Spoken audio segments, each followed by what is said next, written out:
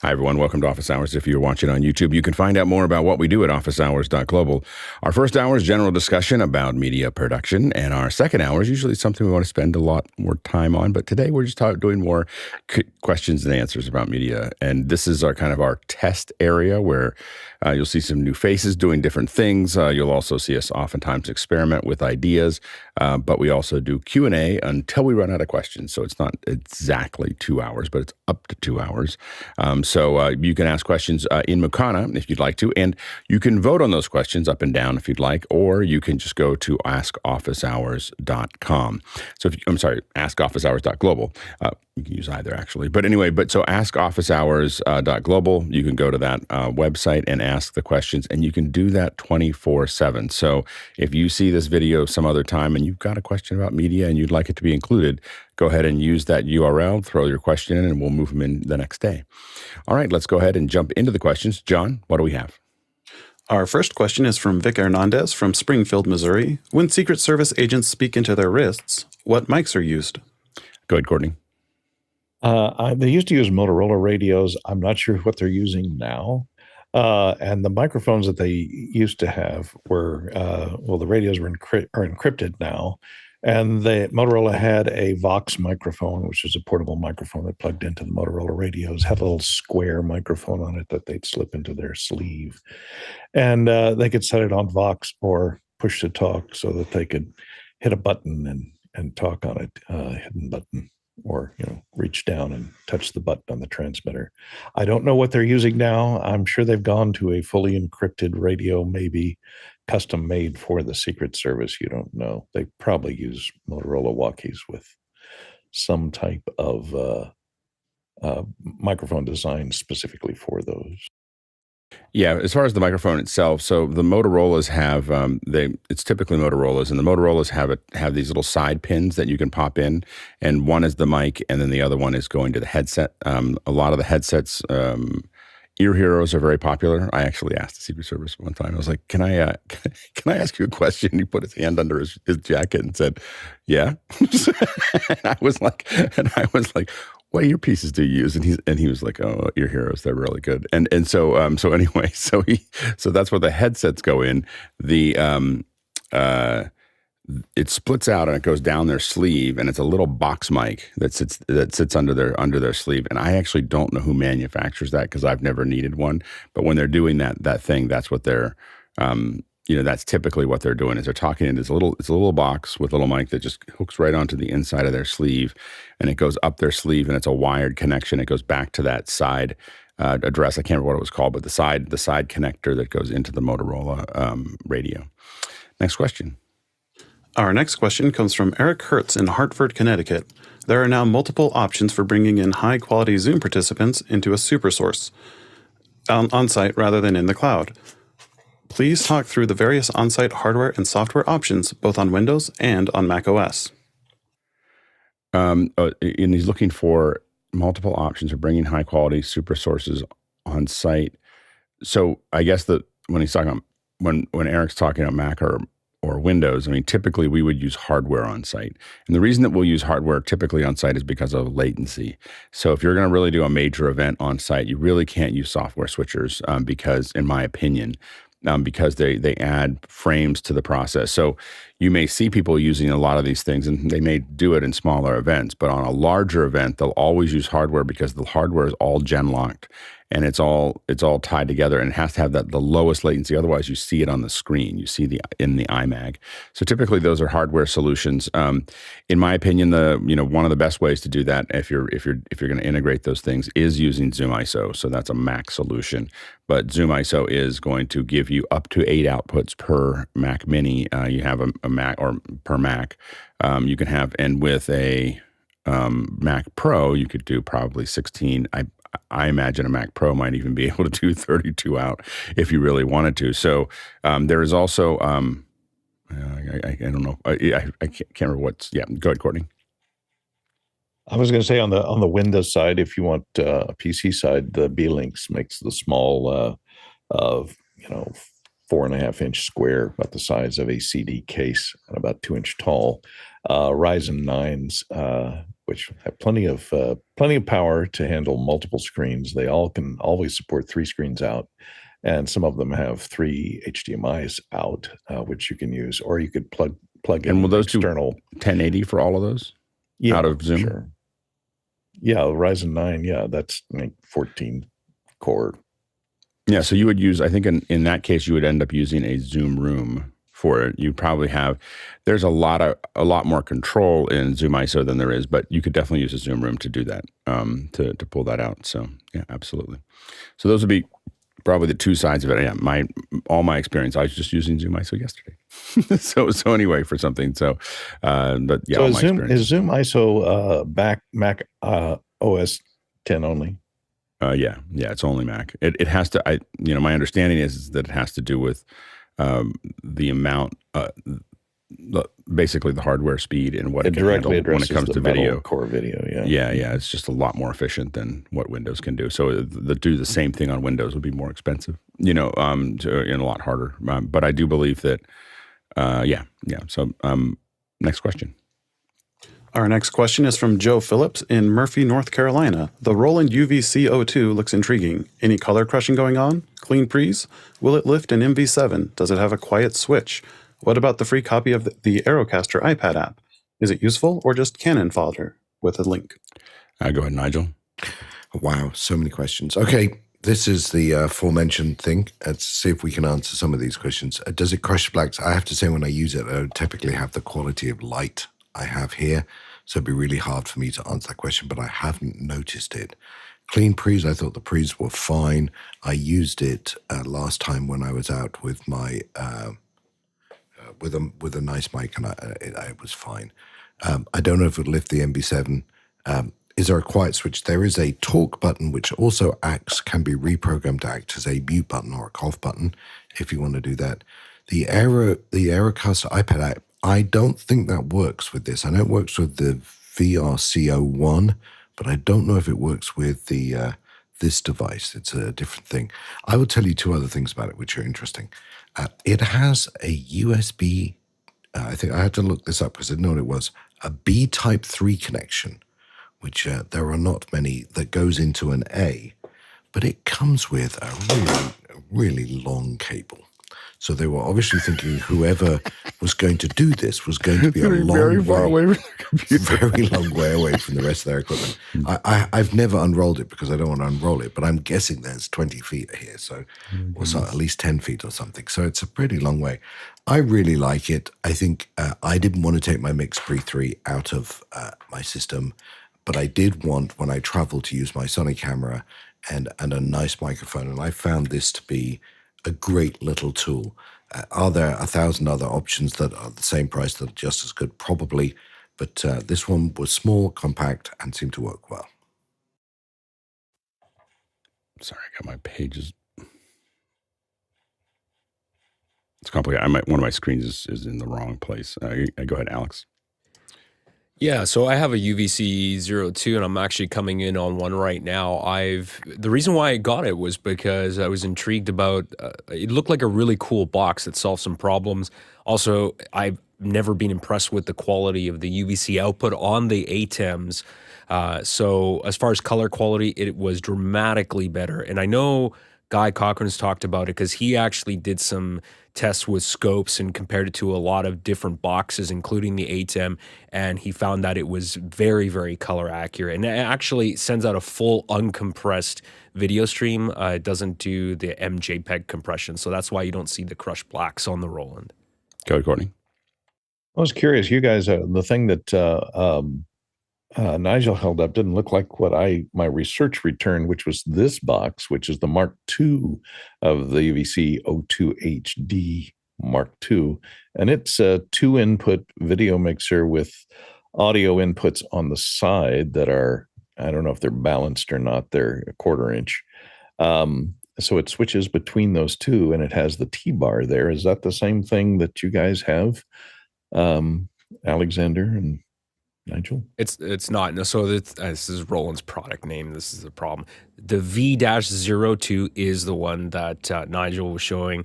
And then the one that you're showing has the HD, but very, very similar product names. Totally different product. but only one camera input. And there's just one camera input. There's not like a camera and a screen. That's the one that Courtney has. Is that right? Yeah, the one I have has two HDMI inputs, and it does mix wipes between the two. Let me see if I can get to the side. Here's the back. Yeah, this has one HDMI input. And it has a USB stream out and some type of controller expansion port here. And then on the side, it has the audio inputs, two microphone or line inputs that look like to be 1/4 inch, and a phone's output. And then, of course, the power switch over there. But for $299, it seems, I think it'd be, you have a little larger, I guess those are 1/4 inch, a little larger audio inputs than the ATEMs. But an ATEM Mini for $279 or whatever they're going for these days is a Mini Pro is probably a much better value. I don't know whether the video output is better or not. I will say the audio on the ATEM Pro is just mind-numbingly frustrating. Like I've been struggling with it over the last couple of days, and it's just I can't quite figure out what it's doing. Go ahead, Alex.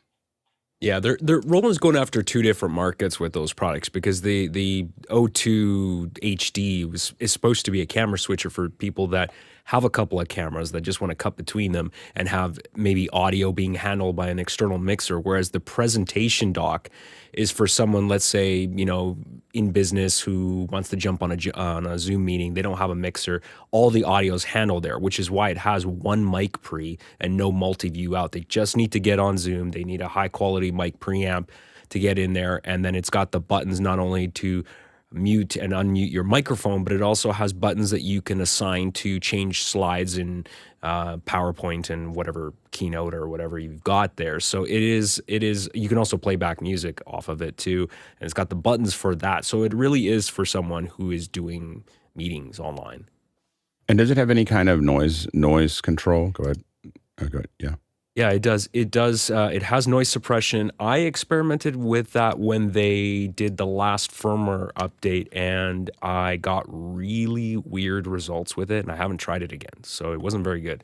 Hey, go ahead, Nigel. Yeah, I actually found all of the sound equalization stuff fairly poor, and I ended up having to turn it all off, and it messed around the sound. I wanted to make one other point. I think the Roland lines are a little confusing. So if you go into the Roland homepage and you pull down the products, what you'll see is they have a line of products which are video switches and a line of products that are video streaming switches. And so you can end up, I think, Courtney, you were in the switches and I was in the streamers.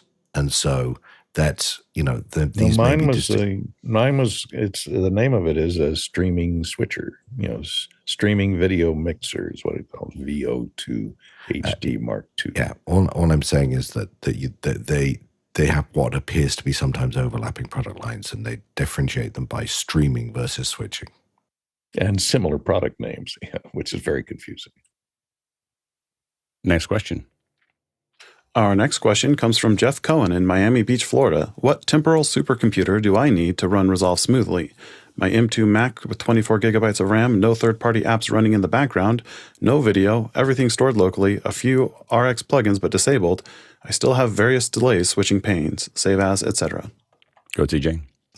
Man, oh man. I mean, if there's am I reading that right? No video in Resolve, and you're still seeing interface delays? I mean, I ran, I think 17 or 18 on even some Intel machines that only had 16 gigs of RAM, and I didn't feel a ton of hesitation. So something's up there. I'm not sure. The one thing that I would try is if you've downloaded the Resolve, the version of DaVinci Resolve from the Mac App Store, it might be worth it to uninstall that and reinstall the one that comes right from DaVinci. That is one of the cases where the one that you get right from the manufacturer is a little bit more fully featured, and maybe they're supporting better. It's not a little more. It is a different app. Like, you should never buy the Blackmagic app from the App Store. If you have done that, you should definitely download. We apologize. I don't think there's any way to get your money back, but you should not buy that. I don't know why that's there. You should not use it. Yeah, Alex. Yeah, CJ raised a good point. I would actually, if you did buy it from the App Store, I would still email the App Store, because oftentimes they will take pity on you and they will give you your money back. Yeah, it sounds like something really strange is going on, Jeff, with Resolve in your setup there.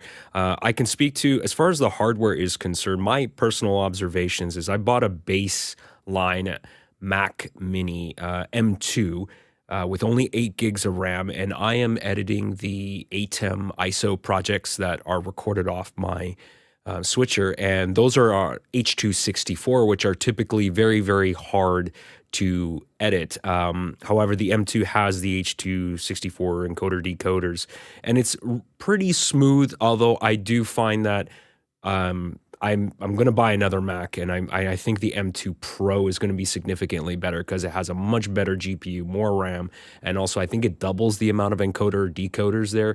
So I'm not sure if you just have I assume you have the regular M2 and not the Pro. But either way, it sounds like what you're experiencing is really weird. And if you do have the App Store version, I would take it off there.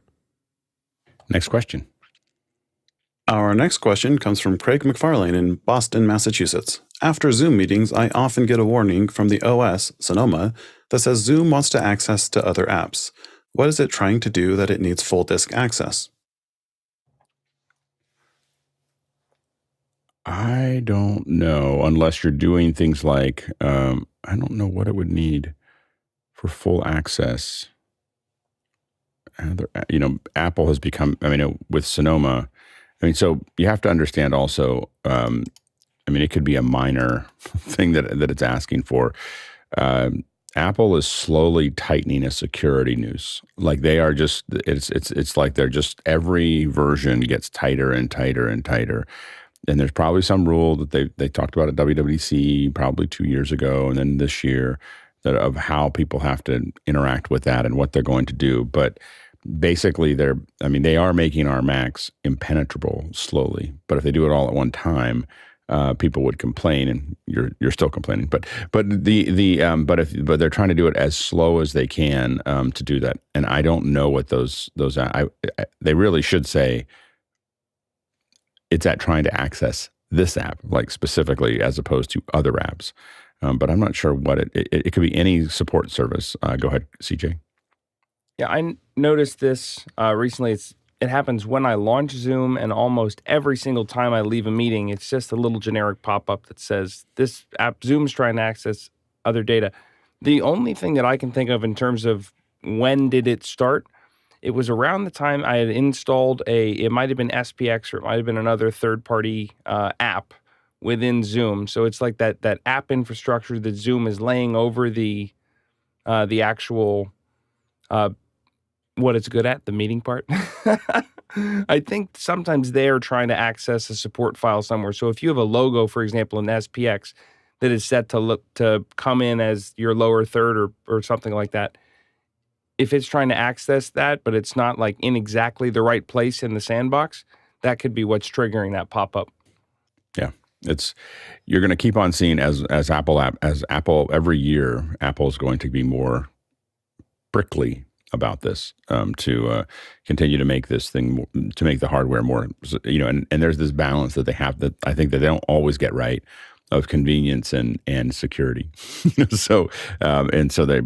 they are definitely trying to manage that and slowly tighten those things. And that's the other reason they're doing it slowly is to give developers enough time to figure out how to play inside of the new sandbox that's slightly smaller than the sandbox they had last year. Next question. Matthew in Oakland used the QR code to ask, if streaming a 2-day event on YouTube, can I reuse the first day link for the second day, or do I need to create another? Thank you. Yeah, so it depends on whether you're talking about the encode link, the RTMP key, or or your actual YouTube link that you're going to embed or send out to other people. Once you stop a link, it's over. So once you close an event, it's over as far as playback, as people coming to it. So if you have an event, you could leave the key, you could leave it running all night if you wanted to, but as soon as you start an event and end the event, it's over. Now, you can go into YouTube and actually build a persistent link inside of YouTube to send to. So the RTMP key can be persistent.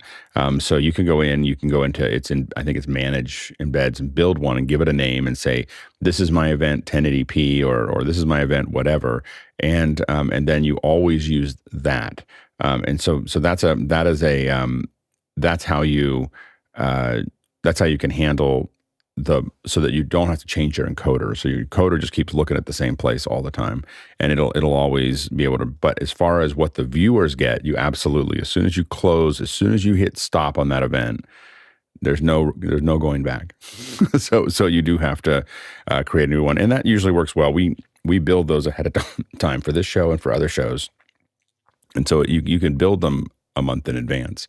So just build the extra ones there, but you won't have to change what your encoder is pointed to if you set it up correctly. Now note, if you have two events right next to each other, so a couple minutes apart, we have had issues where if you're streaming to one ingest link and then you stop and you start another one right after it, it sometimes won't work. So sometimes you need two ingest links for that.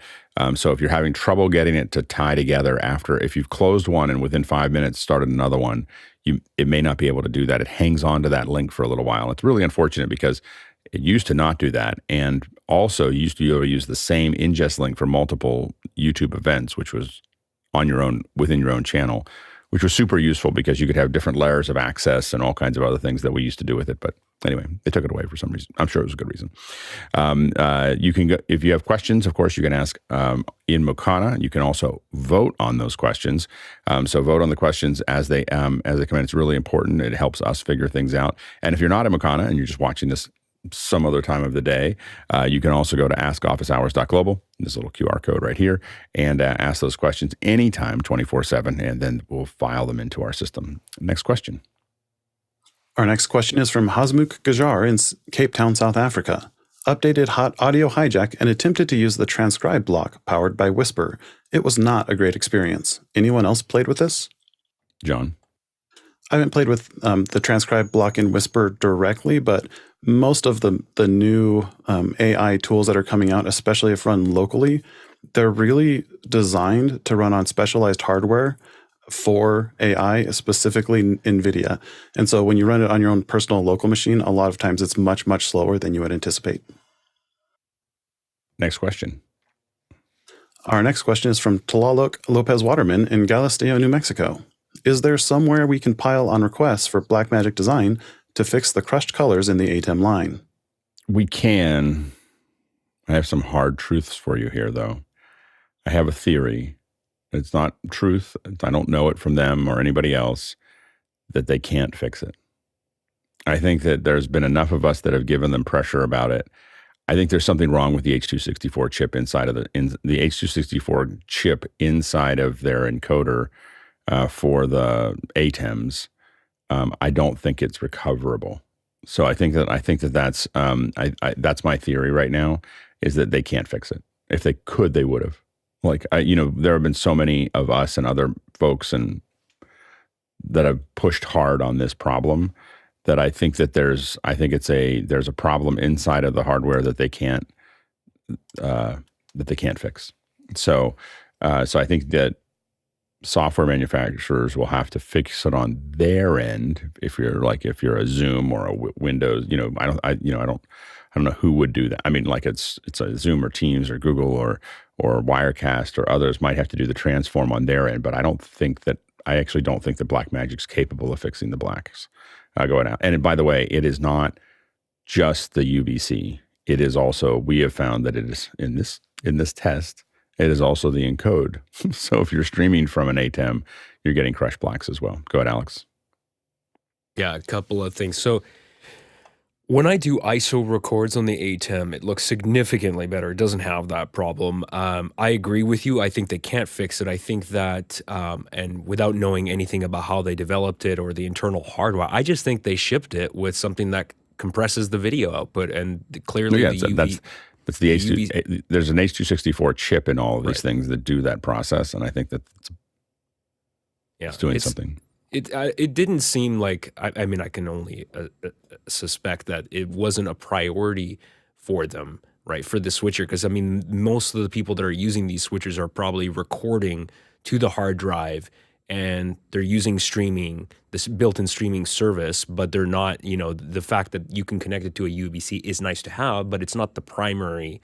You don't buy an ATEM just because it has a USB UVC output, so you can use it as a webcam, right? Yeah, So and I have to admit that I kind of put up with it for my connection to Zoom, and I didn't think about it. I was like, it didn't occur to me that it would be in the encode as well. But when we, and I haven't needed to stream from my Mini. I think that they just figure, and I think probably because they're probably not getting that many complaints, except for people who are really particular like us, that a person streaming from most people streaming from a ATEM Mini just aren't going to notice that it's crushing the blacks a little bit. Go ahead, Courtney. If the HDMI output looks okay, have you tried running the HDMI out through a Magewell? You 100% USB? can. Yep, Yeah, that's the fix. Looks fine. It looks fine that way. Yeah. Yep, and I'm considering doing that. So the problem with running that out is that you'll end up with a double delay. So you'll delay your audio, you'll delay your video even more going through the second thing. And I'm having which means that I have to either embed in my camera or embed in the switcher. And I find embedding in the switcher to be well. There's embedded audio in the HDMI out that would then get into into the USB, right? No, but right now what happens is that my audio goes in separately to Zoom. It doesn't touch the video. So if I add more delay to the video, I have to add more delay to the audio, which I'm trying to avoid. I would have to keep that from happening. I would have to either embed in the camera or embed in the switcher. I'm back to the FX30, by the way, if anyone's wondering. After yesterday's little just stick an air conditioner on the back of it. The EV, I'm pretty sure I'm sending back the ZV-E1. It closed without warning about 4 times in 2 days. so like it just turns off. It's like, okay, I'm off. And I'm not talking about a hot environment. It's like 65 degrees in my office, and so it is not a webcam. Anyway, so anyway, I'm going to do a couple more tests to see if we can keep it on for a day just before I send it back. But it's not going to be something I'm going to keep. Anyway, but I would have to embed it into the camera, which could work. And then that would fix it. And I am thinking about embedding into the camera for a variety of reasons, just to eliminate any of the delay issues that are there. It just kind of munges up my pipeline. So that's what I'm. Anyway, that's it. Yeah, go ahead, CJ. It's kind of funny. My very first office hours question was about my Mac screen didn't look right. Like everything was washed out in the whites. And I thought it had to do with like what HDMI display or what color profile my Mac was sending to the output. It ended up being the same thing. It was the video compression. And through our conversations, I ended up putting a cam link into the chain to take the HDMI out. Is that, I mean, for most people, is that what would get the job done if they wanted to go by capturing program out via HDMI, or what would be the route? Yeah, I mean, you can take program out of HDMI, and you can record that. You can encode it back into it and put it back into a stream on another encoder. There's a bunch of things that you can do there. That's the fix. Like the fix is to not use. You could if you really want to go crazy, you could split that HDMI and then put one of them into a. But that's because like my outputs for a lot of this stuff go into my router, and then my router I can pass things where I need them to go to whatever monitor I want to put them on, and so that would be the. But I think that the HDMI looks fine. Like, by the way, the HDMI seems to be working fine. It's just the whatever's encoding to both UVC and to now we saw with the streaming is. I think it's an unrecoverable. I think it's inside the H.264 chip that they bought for this, and I think that it was, Go ahead, Alex. Yeah, a few things. So yeah, that's what I do, CJ, is I actually run one of the HDMI outputs on my switcher goes into an HDMI matrix, and then I have an output from that feeds a Roland encoder, which totally fixes the issue. The other question I'm curious about, because a lot of people here on the panel have used a lot more Blackmagic products than I do. And I know they have a lot of other products that have a USB webcam output. I'm curious, maybe Alex can speak to this. Do those all have the same issue? Are they using the same chips on those other higher end Blackmagic products? I don't think so, but I don't know for sure. So I don't think that. I think that we found that we didn't find that with the web presenters. So the web presenters, I don't think, are crushing the blacks. So I think this was a new, probably less expensive H.264 encoder that was there. So what we really need to do is I'm going to make another pass at getting the SRI test signals. And I think we need to get that in there, and we need to start passing those through everything. Like just pass SRI into everything and just see what happens. Because I think that's going to help us at minimum. I mean, because what you really want is a camera. You don't want playback. You don't want to have something else. I want a camera input if I can, or something that's a pure video output that's designed for this kind of thing, and then push it through the system. So we'll do some more work on that to see if we can't figure that out. The problem with computer outputs, as you can guess, is that there's a lot of things that can happen with the computer output itself that invalidates the test. Yeah, go ahead, Alex. Yeah, I was just going to pull in from the chat because John Wallace was saying web presenters are doing it as well. He said web presenter 4K has even bigger issues with Redshift, apparently. Oh, okay. And that's what we need to, that's why we need to, I think as a group, we need to think about how to build a test cycle. I know that some folks have already started doing that and done some good work on that area. So we might want to think about how we pass that data and do some serious tests there. Next question. Our next question is from Andy Kokendorfer in Vieira, Florida. Squadcast, have you had problems with this service processing mixed audio video files? I got only one successful MP4 out of 4 people recorded. Other recordings are WebM without audio and separate WAV/MP3 files. We got the files back. We tested it for the podcast that we work on. We thought we were going to. The problem that we have is that Zoom would be a incredible platform to do double-ended recording, and they, for some reason, aren't getting that done. So they're not doing, even though they announced it. Not that I'm bitter. So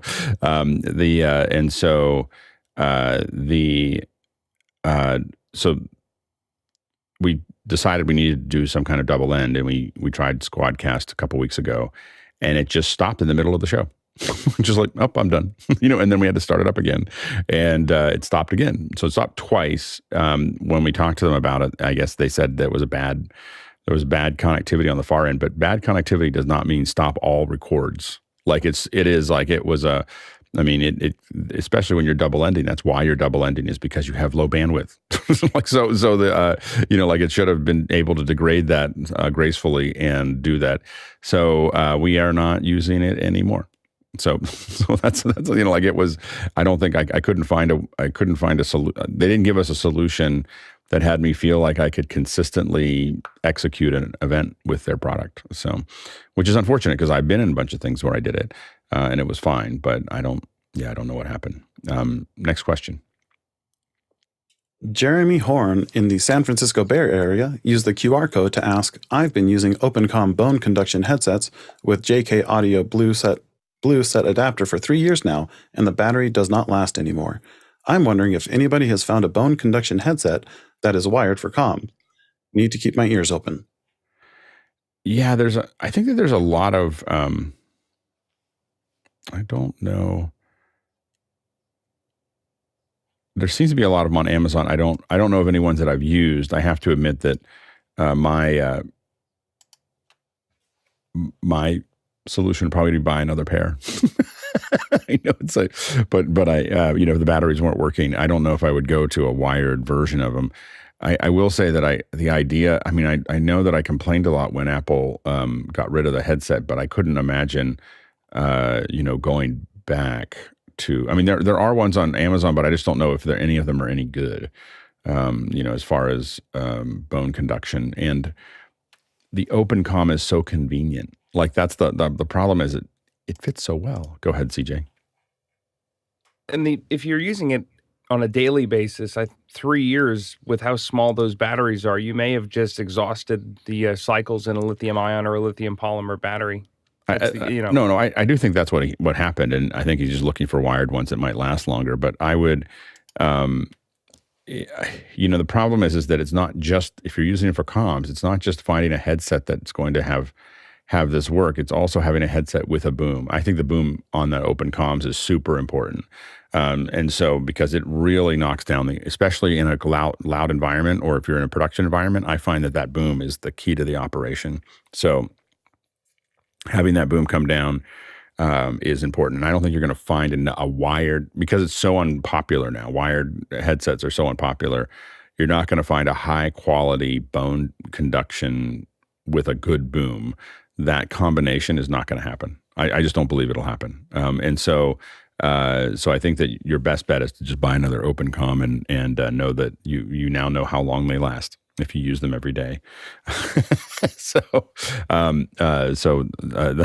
know, like, I just would just think about it. If it's like, well, let's see, if you've used it, what was it, 3 years? That's about a little over 1,000 days, and it's like 30 cents a day. Like, they just cost 30 cents a day to use. Just think of it that way. Just like it's like a little. It's not even a coffee a day to have good communication with your friends. Go ahead, CJ.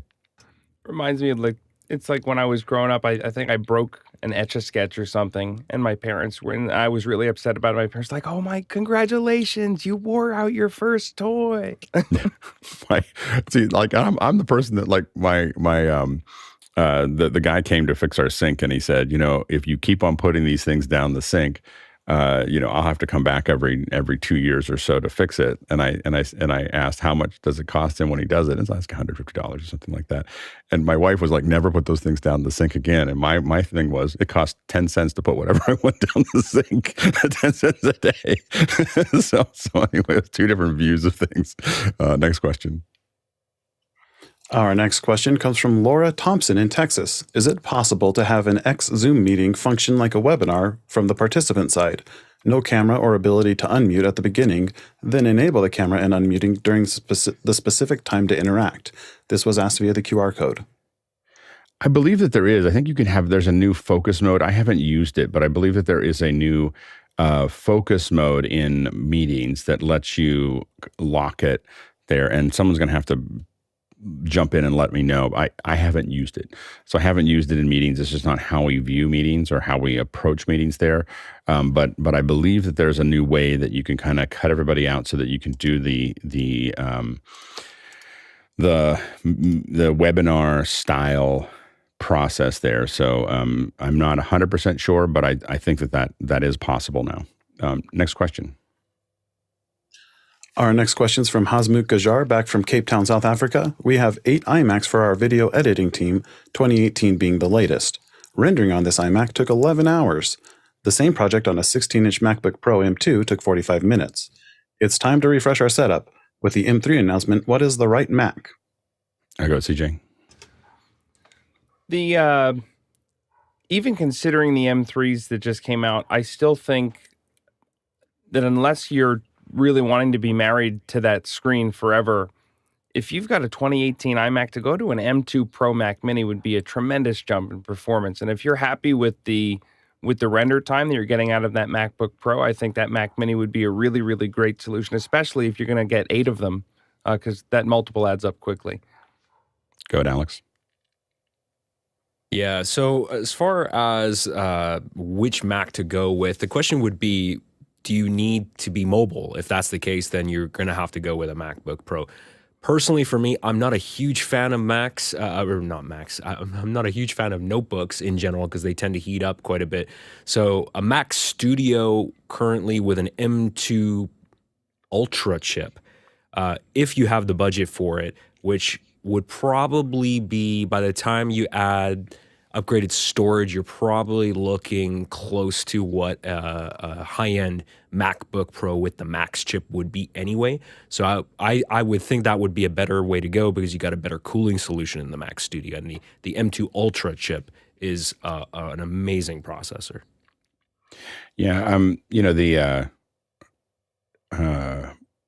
I'd be tempted to test the Mac Minis In fact, what you ought to do is upload that file and have someone like me use a Mac Mini, maybe even a Mac Mini Pro, and try to look at what that looks like as rendering nodes. I'd be tempted to use Mac Minis for those right now.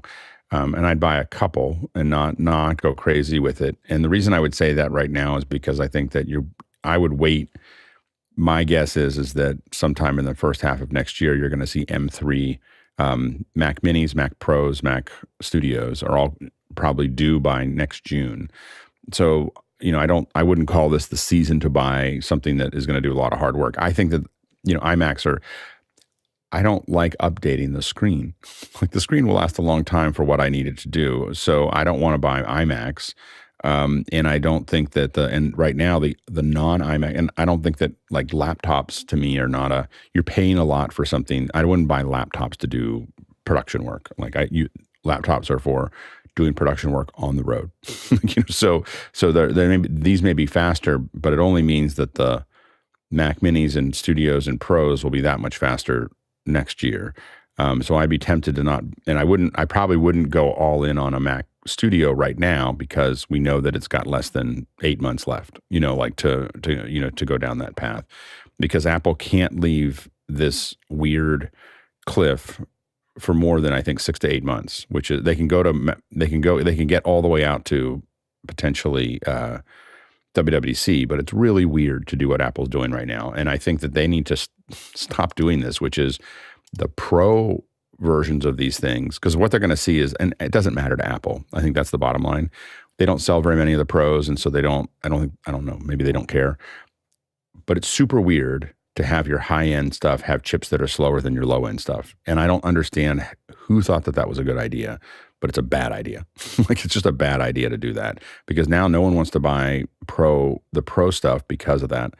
But I will say that if you saw this huge jump with your 16-inch Mac, your M2, buy one Mac Mini Pro, throw it into your system, throw things at it, and see what it does, and just have that be your little rendering node, maybe even one or two of them. That's going to cost you a lot less than buying even the base 2 Mac Mini Pros will cost you about the same as one Studio at the pretty low end, or a mid end, I guess, a Max you could get. Run those and see how they do it. Or you could get one Mac Studio that's like a Max. The Ultra is really a big jump in cost, but you still get the ProRes chips in the ProRes chips in the H264, H265 are coming in the smaller ones as well. And that's what's really making that a lot faster are those dedicated processors. And go ahead, Nigel. Yeah, I have the Studio with the Ultra, and it's looking very long in the tooth now. And so I don't know I'll be upgrading it. I don't know I need the capacity. But I'm expecting that they're to clean that up, second quarter next year. What's interesting for most of us who come from a silicon background is you typically put your brand new chips in the higher end products because you couldn't get enough of them to start with. You weren't getting enough, through the fab. Whereas Apple almost goes the opposite way, which is interesting. But I would tell you, I don't think I will ever buy another MacBook Pro. I don't have to move high-end videoing around with me if I'm editing video. I have to tell you that I do it at home. And I now travel almost exclusively with iPad Pro.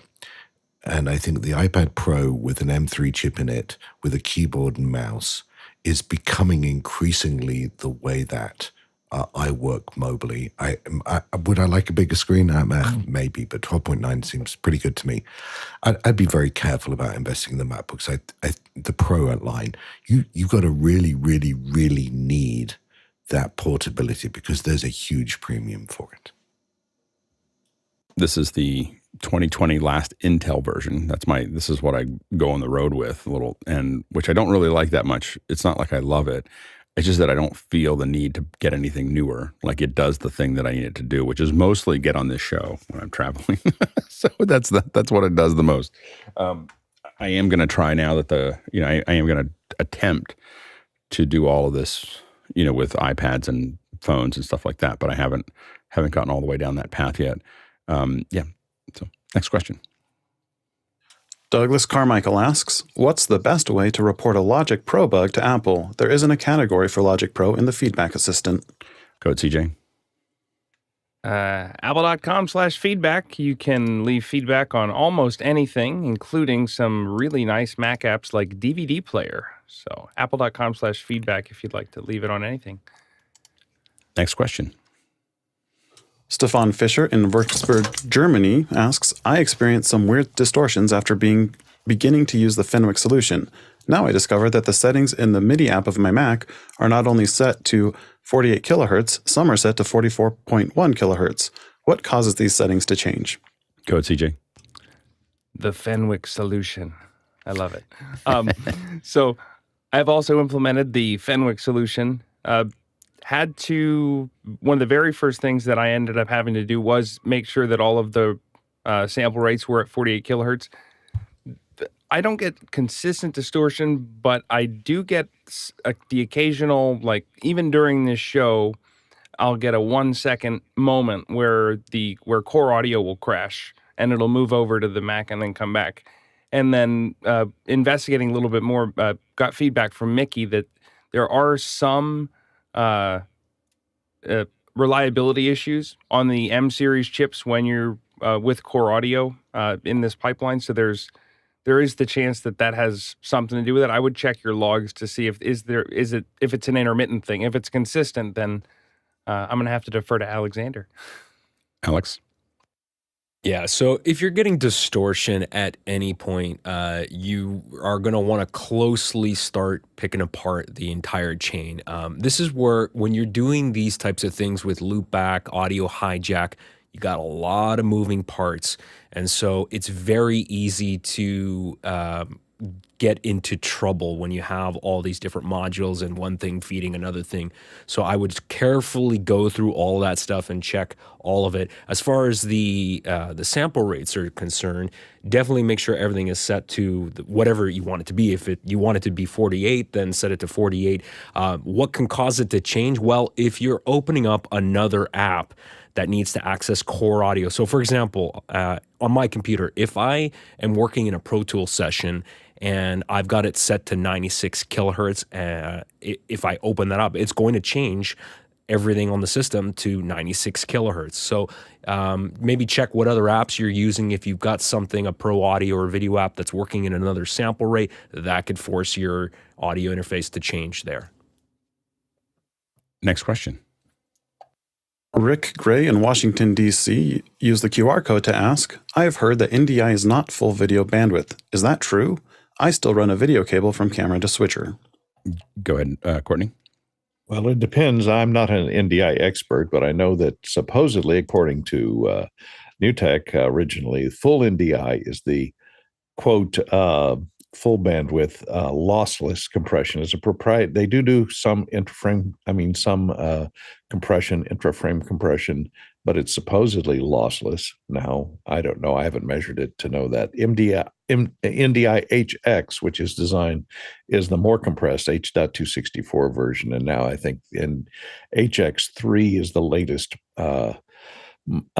compression engine that they have in there that is much more efficient and squeezes things down a lot more and looks a lot better than the original HX or HX2. So depends on which version you're using. If you're using it just between a camera and your switcher, you're not going outside your local area network, you should use full HD, full NDI, full, which is the lossless compression. And you'd have to do test against the SDI link to see if you're seeing any video differences, but they say it's supposedly lossless.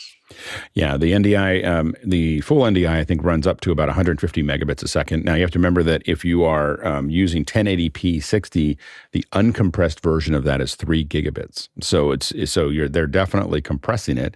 They're claiming that it's lossless. The way for you to find that out is to run it through NDI, run a time code system through NDI, and then run it through NDI, and then run it through the hardware directly. Record both of those streams, line those frames up, and the way you can do that is set them into your editor, into your editing package, whether it's Final Cut or Resolve or Premiere.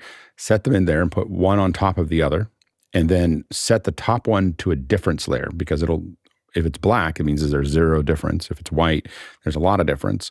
Set them in difference, and the time code will help you find the right frame, and then you just nudge the frames until it goes mostly black. And then you'll see if it's really lossless.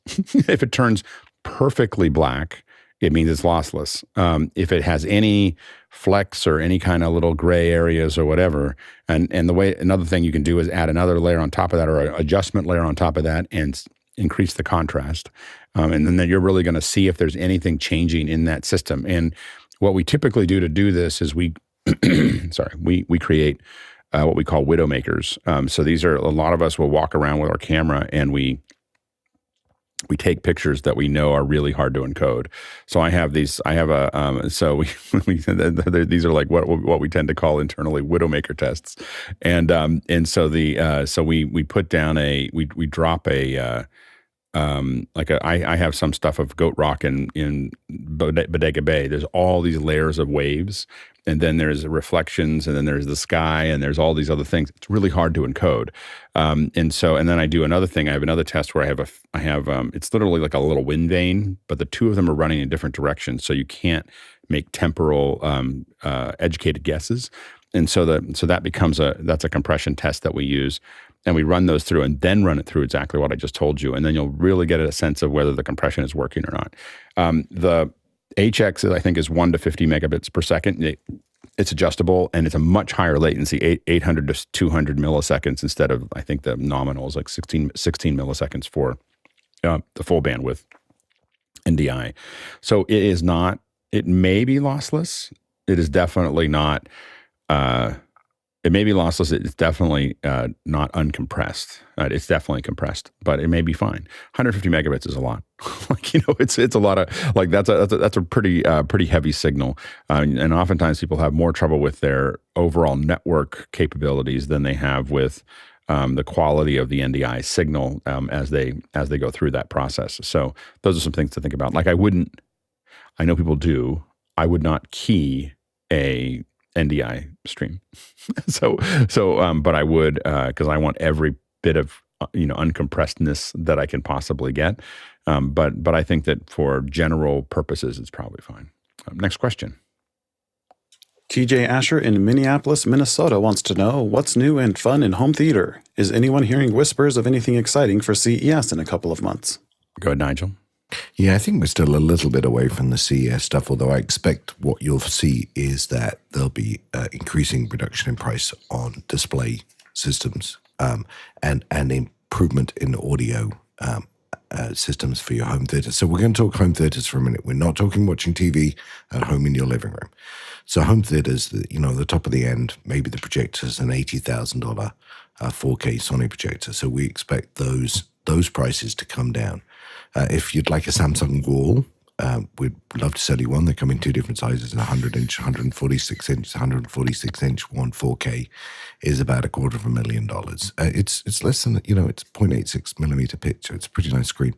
But I think really... Wait, did you say 0.86? Yeah. So Samsung walls used to come in like box. They came built themselves. Now they prepackaged them into 146 inch. Two other things I think I would mention. Really, for if you have a garden, you need a CC'd 200-inch outdoor television. Look them up. You could be your own personal Bond villain. They're about $750,000, but they go into the ground, they come out, and they unfold. They're really, really lovely, and that's really. But joking aside, if you really had, a fairly decent home theater with good projector and a good screen innovations, diamond black screens, $10,000, probably really nice screen. I think you got to clean up what delivers the content. And I think this is the next sort of place we're going to. So we know that our Apple TVs do a pretty good job, but they're fairly compressed and the audio goes all over the place. I would recommend a Kaleidoscape system, probably $10,000. It comes with a server and a remote players. The movies that you download are probably nearer 100 gig. And they're doing some really fun things, cleaning up old movies.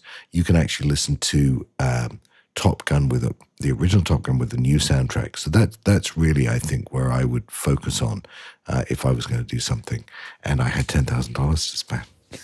That's great. CJ. I don't even know how I'm supposed to follow that. That was, but the one thing that was let me show you how deep the water actually is. I was like, no, what I'm most interested in seeing is, I'm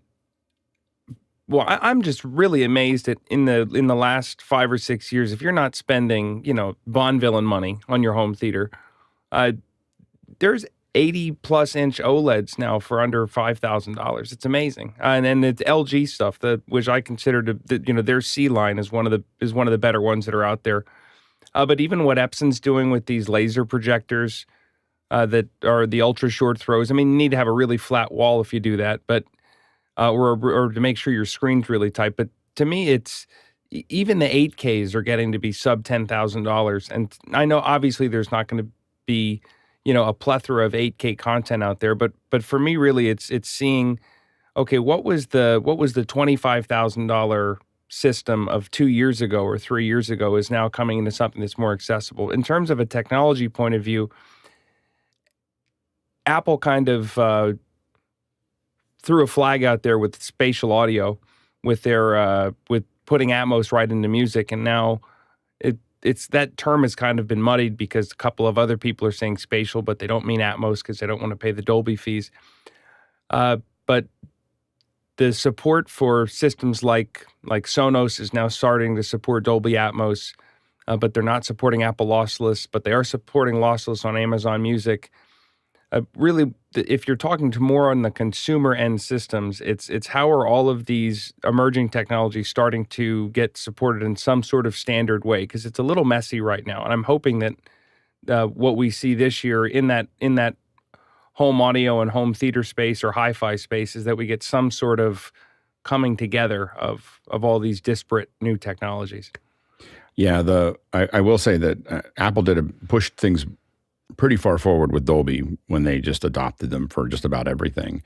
And it put an enormous amount of pressure on the market. I mean, so there is a lot of, as you said, a lot of other things like, hey, I don't want to pay the Dolby fee, so we have HDR10 Plus. HDR10 Plus is, I'm too cheap for Dolby. That's when you see HDR10 Plus on someone's TV. So I think that you're going to see, I do agree that immersive is going to be, some kind of immersive sound is going to be something that you're going to see more and more of. I will say, as a person who's had it for a long time now, it just sounds wrong. Like when you see something in stereo, you're like, what happened? What happened? Unless it's like a stand-up comic, which is fine. But even then, like I was watching Nate Bargatze, one of his things, and the crowd was all mixed into surround. I mean, they weren't messing, that was, they were still doing all that mix there. So, and I notice it. I do think that you're right that 80, I think that the high watermark for TVs is really, for a consumer, not a supersumer like what Nigel was talking about, but a consumer. I think that the 80-inch, 120 frame per second HDR is where we're going to stop. Now, that 120 frames, remember, is evenly divisible by 60, 30, and 24. So that's why a lot of these TVs are, and all the TVs are 120 now. It's just a matter of the content. But notice how many cameras, all the way down to the new little Osmo, to do 120 frames a second. The only thing missing right now is the delivery pipe to deliver 120 frames per second. And the rumor is that the Apple TV, currently the newest one, has the beef to do it. It just they haven't turned the switch to allow it to do 120 out. And it's like an HDMI protocol thing. But the cameras are all capable of it. The TVs are all capable of it. And when you watch this, it's going to be some CES that I think that the thing flips, which is suddenly you start seeing a whole bunch of 120 frame per second content. And as someone who's seen a lot of 120 frame per second content, I can tell you that if it starts happening all the time, all you can see is frames when you look at the old stuff. Like, you just see frame. Everything looks like it's jagged like this because you're used to suddenly seeing a window that looks into, looks into reality. Yeah, CJ, real quick. The other thing that I wanted to mention was just from a pure fidelity point of view, I hope that there's a little bit more advancement in when they take the Atmos mix and they try to make it binaural. I don't find that to be a great experience, but when I listen to it in my 5.1 or my 7.1, then I get really excited by it. And 120, by the way, was also what you always say is the high, just to go on your point, is the high watermark for what those Vision headsets need to be to get really, really good. Yeah, and I wouldn't be surprised if we get 120 out of those Vision headsets by the time they ship. I'm going to be bold and guess that the 90 is kind of the minimum right now. We're going to be jumping in the second hour here in just a second. Quick reminder that we will have at 9 o'clock, are going to have a panel meeting, and we're just talking about that. So if you're a panelist, reach out to us if you haven't already gotten the invite. But we're doing that at 9 o'clock right after this show. And of course, tomorrow will be introspection. So, and a reminder that that's going to be inside of Zoom. So look for the announcements there. Welcome back to the second hour. I did it on a weekend. So excited. Anyway, I forget on the weekends because I'm much more relaxed. Next question. The next question is from me, myself in Reno, Nevada. For my home setup, I need to add some form of noise assist when I'm at work. I also prefer to send sound to both my home Mac and work PC simultaneously if possible. What's the best solution for this problem under $1,000 US? I cannot install drivers on my PC. Go ahead, John. Yeah, so a little context is I have a Blackmagic Pocket Cinema camera 6K that currently my Flow 8 sends the monitor out into the 6Ks in audio in, and then that will go through the HDMI in my ATEM Mini Extreme, which is how I get the sound into my PC at work. And then for my Mac, I just run it through the USB on my Flow 8. The problem is my work laptop, the fan runs almost 100% of the time because we buy cheap laptops. And so there's always background fan sound, and I'm trying to eliminate that. Go ahead, CJ. I was just trying to think. I know that retail, a MIX Pre 3 with noise assist would go over the budget, but do you need a special driver for that to get it into a PC? Oh, the MIX Pre. I mean, you're talking about the MIX Pre? Yeah. Sorry. Yeah, you can only run it on the MIX Pre. I mean, you can only run the noise assist on the MIX Pre. That's the problem. That's the challenge. Right. That was going to be my comment, though. It's like, wouldn't you just try to? Isn't that the route you would go? Sorry. And John, it needs to be on a PC or a Mac or both. Both simultaneously, if I can. I mean, I'd rather not just plug in and unplug USB cables all day when I'm switching between the machines. So that's one thing I'm trying to solve for. I don't know if the MIX Pre can do that, like 2 outs, or how I would do that.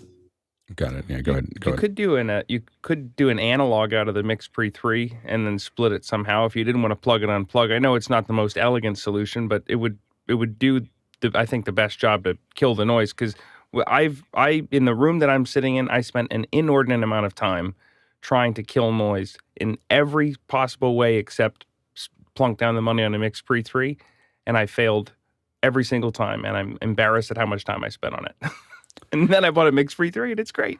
Yeah, it's hard. It's hard not to have it. Yeah, go ahead, Alex. Yeah, so a couple things. Yeah, you're right about the MIX Pre 3 with noise assist would bring you over budget. I was just looking at the prices online.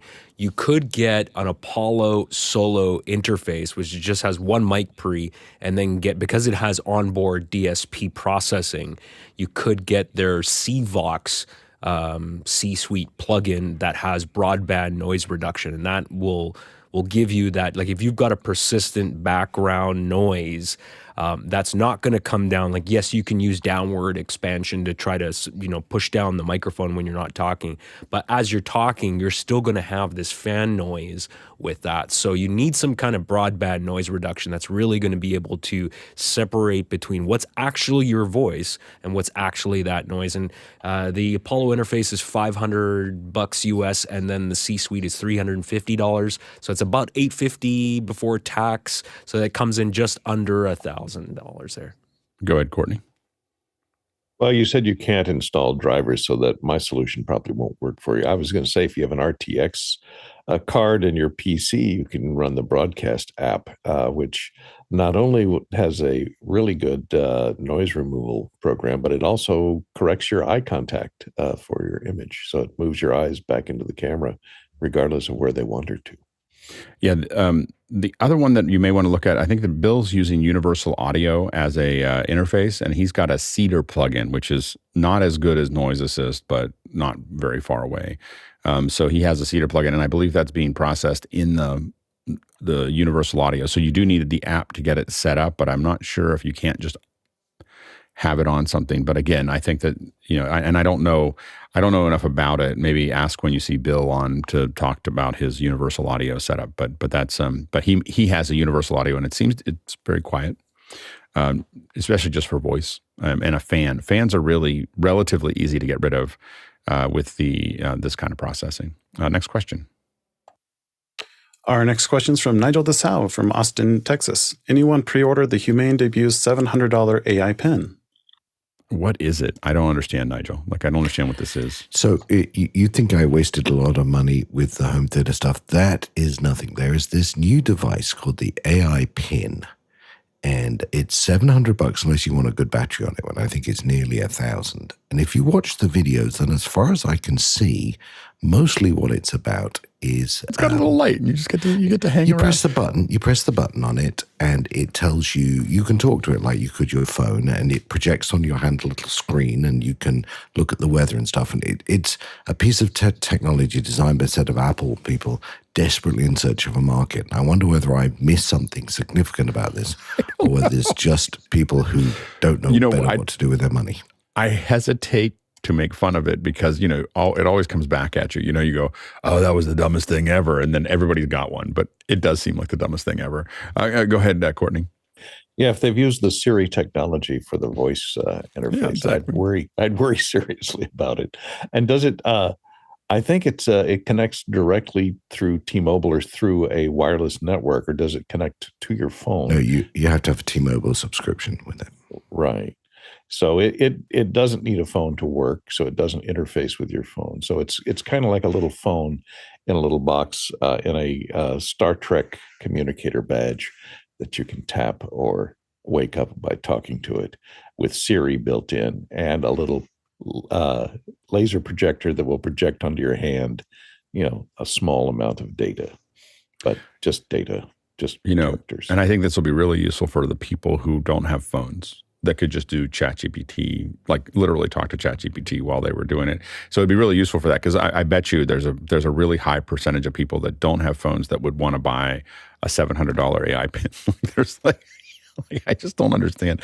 I'm just going to say, I know I'm going to look foolish. Someone's going to take this clip and they're going to play it back for me in a year when everyone's wearing one, but I don't get it at all. I was no, thank you. All right. Next question. Next question is from Peter Belbin in Houston, Texas. With the Roland products mentioned earlier, with webcam and audio separate, do they account for the delay of audio being needed to match with video delivery timing? Now go ahead, Nigel. So Alexander may have the technical answer. I'll give you the sort of semi-practical answer, which is I would never use it in a production situation where I really, really cared about any of these things. I think it's a perfect device for sort of streaming Zoom and stuff like that. Maybe it does. I didn't notice any delay, but I didn't put it into a real production environment where I was doing events. I did it for mobile travel. You go ahead, Alex. Yeah, I mean, Peter, if what you're saying is, does it account for delay? I mean, if you're expecting it to figure that out for you, no. Does it have delay options? Yes, they absolutely do. All Roland products do. The UVC-02 that we were talking about, in the app interface, there is an option for delay on both the USB output, the incoming audio as well, if you need it.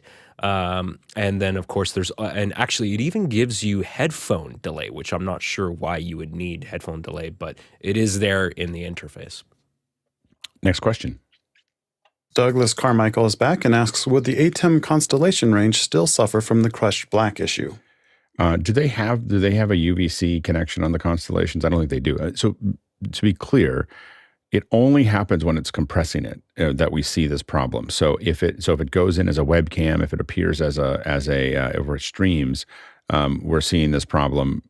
We don't see it in the general video throughput. So if you're doing SDI in, SDI out, HDMI in, HDMI out, we don't see any of that problem. We see it when it's converted to H.264. One thing that would be interesting for us to think about is what happens if we use H.265, which I think is some of the other stuff that's there, and whether that happens or not. So so there is a USB webcam output on the Constellation. There we go. Thank you, CJ. And I bet you that it'll probably have the same problem. I think this is a chipset that goes through all their stuff, and it's a problem that they're going to keep having. So I think that there's other manufacturers have had these issues where they get something that just isn't quite right, and I don't think they can fix it. Yeah, go to Courtney. Well, do the 4K versions of the Constellation and the 1ME and 2ME have a H.265 encoder for the UVC output? I think so. I don't know for sure. So we have to dig into this. This became clear to us only in the last week or two because we haven't been doing the encoding. We always thought it was, it's just a UVC color space problem. And now we think it's a lot deeper than that, which also, for us, also brings into question the bridge, all the bridge stuff that they're doing, like anything that has encoding. I mean, this is a thread that if we pull may be really ugly. And we're going to have to start, we're probably going to get some hardware and do some testing. I don't think we can ask for loaner hardware for this one because it's going to be bad. And so, but I think that we're going to have to test it across bridge. We're going to have to test it across everything else. But I think that there's potentially a crushing system that is going on anything that's actually compressing from Blackmagic. And we have to, I think we need to figure this out from a production perspective of what those deliveries look like. Next question. Andre Dole in Berlin asks, using Slido for a customer, is there a possibility to curate the questions by one person and show the curated questions on a laptop at the moderator's place without showing them to the audience? So previewing before sending live. This was asked via the QR code. Go ahead, John. Yes, it looks like the professional plan does have some moderation capabilities for the Q&A function. For so much money. Slido is so expensive. Because I want to play with it and use it, and I was just like, wow, that's a lot of money. Anyway, next question. Eric Hertz in Hartford, Connecticut asks, if I run ZoomISO to capture 4 to 8 remote participants for local switching, which switcher do you recommend? Will I send an NDI or SRT from ZoomISO to the switcher? This depends on what you want to do with it. If you're in the room, you need to use a hardware switcher. If you're mixing and matching with cameras that are in the room, you're going to see delay against that stage. So what a lot of us use, for the most part, is Blackmagic hardware. So we're bringing these in. We're doing SDI out, not NDI or SRT. Now, if you don't care about the cameras in the room or the sync, you can use a TriCaster, you can use vMix, you can use, a whole variety of Mimo Live will do it. So all of these, and you can send NDI to those seams. I would use NDI over SRT in once you're in the room, because the NDI is going to be a lower latency, significantly lower latency than SRT. So I would use NDI if you're going to go to a software switcher. But again, if you're putting people on a screen that are on stage, you have to use hardware and you need to genlock it to that, or people are going to see the delay. They're going to see the delay no matter what. It is not going to be perfect, but every frame counts. Like every 10 or 15 milliseconds makes a difference when you're doing it in the room. So you just have to really pay close attention to that. Next question. Douglas Carmichael again asks, the Apple M3 Pro chip has 150 gigabyte per second memory bandwidth compared to 200 gigabyte per second on the M2 Pro. Why do you think Apple did this, and what workflows could it make it an issue? I think that, go to Courtney. I was just going to say maybe it has to do with that new dynamic level 2 caching that they implemented on the M3. So maybe that's going to take more of the memory bandwidth to do the dynamic caching. Yeah, I think the dynamic caching is probably why it doesn't need that, and it's probably something to do with it to make that happen. So what we think the dynamic caching is doing is really, it's not allocating total RAM, it's allocating it's allocating more to the cache. And the cache is very small. I don't know exactly how big it is, but it's like it's like a tiny cache. But it can handle a lot of little things really, really fast, much faster than going out to memory, even though, 150 gigs is really fast to talk to the memory, or 200, but it's because of the cache they're getting speed increases on most operations. Go ahead, CJ. Yeah, the only bummer in this is because I was trying to do a little bit of research on your question before it came up, and everybody likes to report Apple drops their memory bandwidth by 25% in new M3 chip, but I think in the same vein that you're thinking, okay, and like, well, what does that mean? Right.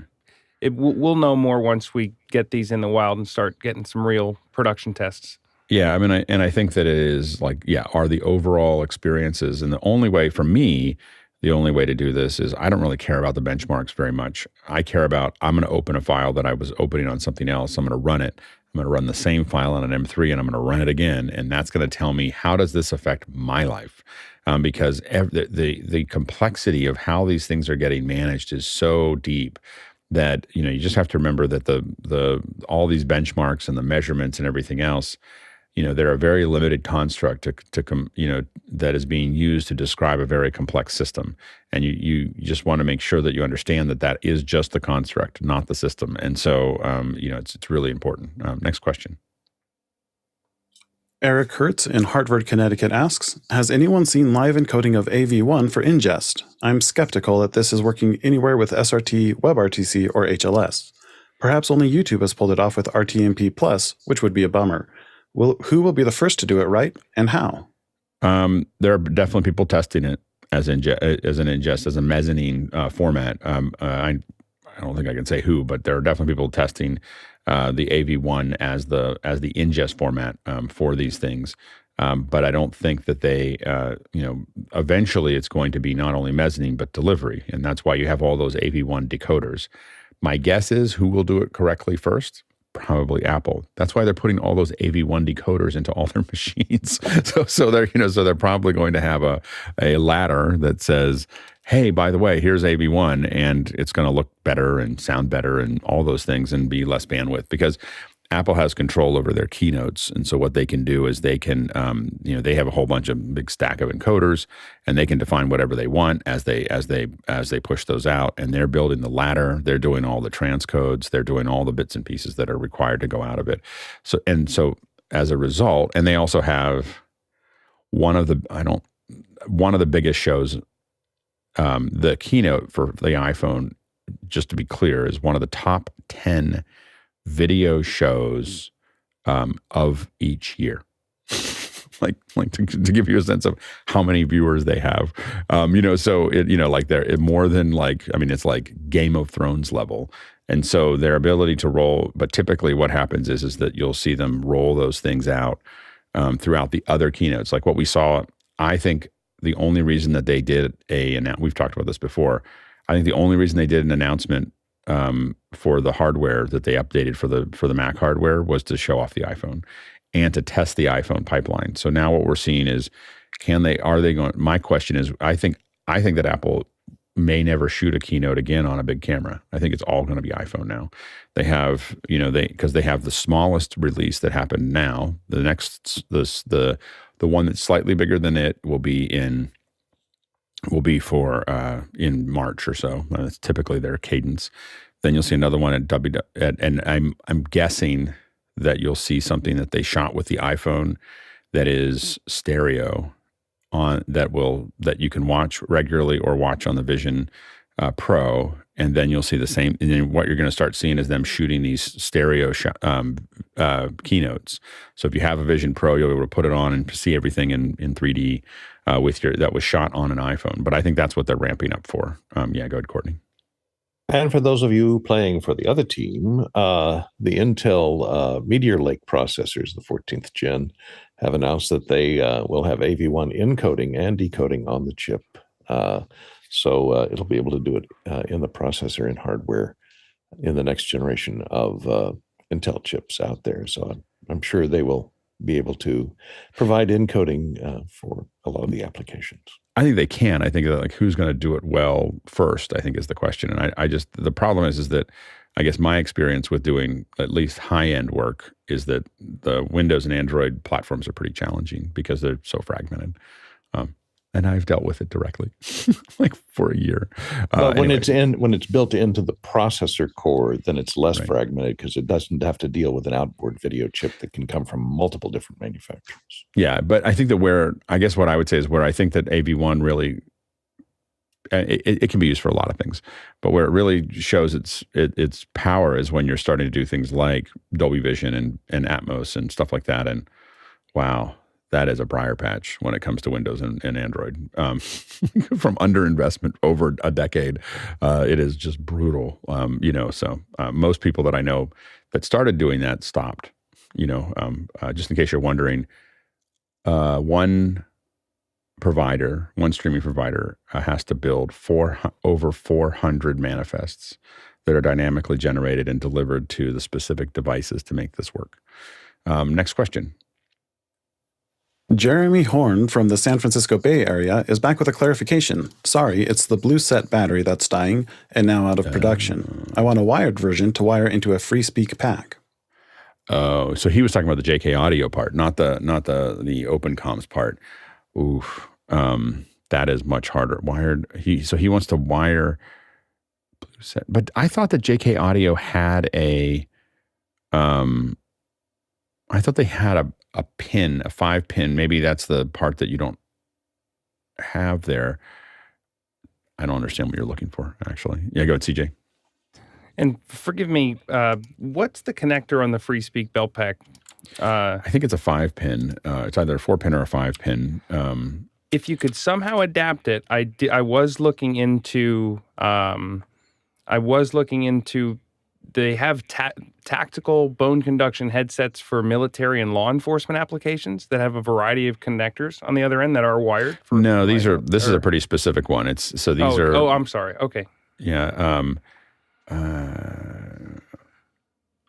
The product has been. How could they discontinue? It was such a great product too. So this is here. This is what he's talking about, and we've used these in the past. So the thing you have is you have belt packs, you have other things like that, and you need to connect it to comms, which is exactly what he's doing, which is pretty genius. We would expect nothing less from Jeremy. But this is what this looks like. So you have these 5 pins or 4 pins, and these are designed to. And what happens is you plug those into the end of your FreeSpeak or in the end of any of your comms, and then they do Bluetooth, and now you can connect them as a Bluetooth headset, and they work really well. I never quite understand. JK Audio hangs on to a lot of technologies that I'm like, is anyone using these anymore? And then they discontinue stuff that I feel like is really useful, but obviously it must have been based on sales. I don't know anybody else that's doing it, although I would probably go over and look at Studio Technologies and make sure they're not doing something like that, but I don't think that they delve too deeply. They delve a lot into comms. I don't know if they delve too deeply into Bluetooth. But I'd probably look at Studio Technologies to make sure that they don't have something. But we'll start looking around. I don't have an answer for that because that's what the JK Audio ones is what we used all the time. Next question. Robin Cutshaw in Atlanta, Georgia asks, are you using the latest MixPre firmware? Any issues? Go ahead, Nigel. I was going to answer this yes and then no.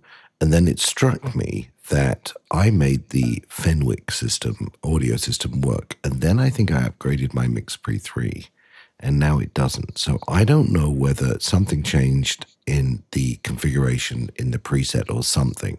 So my warning as ever is save your presets before you do any of this because strange things happen. But so I'm not saying the two are connected. I'm just saying this sort of happened in synchronous. Yeah, I have to admit, I always forget to update my MixPre. And so like when I talk to them, I'm always like, this isn't working. And they're like, what version you're on? And I'm like, I'll tell them. And they're like, that was a year and a half ago. And I was like, oh, right. So usually once they're working, I just think of them as a hard piece of hardware. I don't think about updating the firmware. And I would generally recommend with all upgrades to stay about 6 months behind the upgrade path. Just let them put an upgrade out. And if it sits for 6 months without a lot of complaints, then you can jump into it unless I look at the release notes. If it's fixing something that I absolutely need, then I update relatively quickly. If I don't see it fixing anything that I use on a daily basis, I'm like, I'm just going to let it. I'll just stick with what I got for now, and then move up when it's settled in a little bit. Next question. Eric Hertz in Hartford, Connecticut wants to know, why is NDI lower latency than SRT when coming out of ZoomISO? It's not ZoomISO. It's just the way that those formats work. So that they're just the way that they're set up and I can't tell you technically why that is the case, but But I just know that as they're packaged, NDI is designed to be low latency, and SRT is designed to be stable. And SRT is not designed to really work over a local network, and so it's designed to put in the error correction that's required so that it can go over the open internet. And that's not what NDI was built for. So NDI becomes less stable when trying to use it over the open internet, which some people do, and SRT is more stable that way. But what you give up is latency. Next question. Peter Belbin in Houston, Texas asks, any clues as to when YouTube will allow SRT ingest for everyone? No idea. It's in test. It's being tested right now, but it's not. They haven't rolled it out to a wider. I'm sure when they figure it out, when they figure out what it is, I don't know if they ever will. To be honest, I don't know if they'll open it up for everyone. It may be a limited release, and the reason is that in some way, so SRT creates a lot of overhead that isn't there with RTMP, and for the error correction and everything else. And I think that if they let everybody stream to it, it's kind of like if they let everybody use Zixi, like a lot of us have asked for Zixi. Can we have Zixi ingest to YouTube? And it was said that if they let every live streamer use Zixi, the way Zixi uses the internet, it would shut the internet down. Like it would just bring it to a crawl, just the live streams that go to YouTube. And so because it's so much more intensive, network intensive, but it makes sure that you get your bits from one side to the other. So I'm not clear that SRT will be delivered for everyone. I might get a text that someone watching that might correct me, but right now I don't think that that's going to be. I don't think that may not happen or may not happen quickly, because I think they have to very carefully look at not just what they're doing to YouTube, but what they're doing to the total ecosystem that they sit inside of. So it's going to be a very slow rollout. Next question. Alexander Knight from Port Coquitlam, British Columbia asks, I've been adding displays to my setup, and it's starting to get annoying when I have to turn them off and on when I need it. My cinema displays have no power button, so I use hot corners to put them to sleep. Do you leave yours on 24/7? Go on, Alex. Yeah, so currently I have 4 displays. One of them, the one in front of me right now, is the LG Quad. Then I've got 2 cinema displays which have no power buttons, and then I have a touchscreen monitor here. Planning on adding 2 more, and it's becoming to the point where I don't want to leave them on all the time, but having to turn them off and on with different remotes, and then the cinema displays, I got to use the hot corner to put them to sleep because I don't want the display going off in the middle of production or going to a screensaver. I've got all of that turned off. So just curious, putting the feelers out there. What does everybody else do? Mine are set to 3 hours, and then they just turn off on their own. And it just the computers. I mean, my computers are set to go to sleep after 3 hours, and so if I'm not using it for 3 hours, it might turn off. Like that might go to sleep there. But if it's doing something, it won't do that. But I don't individually turn the monitors on and off. You can, if you really wanted to. I use who makes this? This is a little one that actually doesn't work very well. But these little smart plugs, and so that's how I do my lights, right? So I can turn all my lights on and off. So you could plug them all in, and EVE makes like long power strips that are all individually addressable to each one. That's how I handle the lights here. And so you could theoretically put all your monitors on it. They're so low draw, you could even probably connect them. You could probably connect them to a strip and then put them into either another strip or I shouldn't say that on air. Of course, I would never put a strip into a strip. Anyway, but plug it into a smart outlet. And then you just hit something on your watch or on your phone, and they'll just turn off. You can even set it to a motion sensor when you walk out. There's nobody here. I'm going to turn them all off. Turn everything off. So I think that's, if you really want to be efficient. I dip my toe into it. The smart stuff still drives me a little crazy. Like I don't know, something happened with my Mac, and for like a day it wouldn't work. Like none of my things worked at all. And then the next day it just worked. I didn't change anything. It just suddenly started working again. I was like, I don't understand. And I go, John. Yeah, for mine, I do shut off all my monitors every night. It's 3 physical buttons for me. I'm wondering if the Apple Cinema displays, I know they have some sort of chipset in them that makes them somewhat smart. Do they mind if you just cut the power completely with like a power switch or a smart switch? I don't know. Yeah, I just don't, because I don't have them. I'm not sure. Yeah.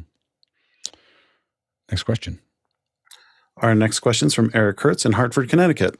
If I run ZoomISO on a Mac Mini and send the remote feeds via NDI to a Blackmagic switcher, as well as taking HDMI feeds from cameras in the room, how do I synchronize them all? Well, you don't use NDI to go to the Blackmagic switcher. You use an SDI. So you would do, you would use, so when you get ZoomISO, you would have a Sonnet box with a SDI, like you can get a quad card that'll be 8 outs or a duo card with 4 outs, and you'll pass those as SDI back to the switcher.